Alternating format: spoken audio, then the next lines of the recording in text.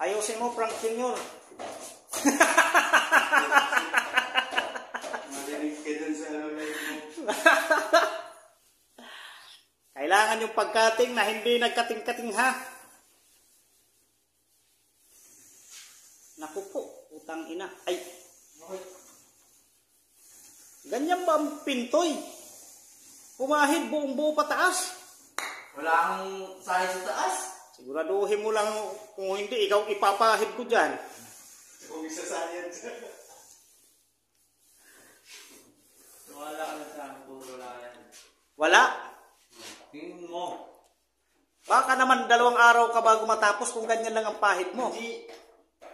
Nagmamadali kasi akong bala. Talagang nagmamadali kay last 2 days tayo. Ay hindi, last 2 days, ngayon at saka bukas. Uwian na.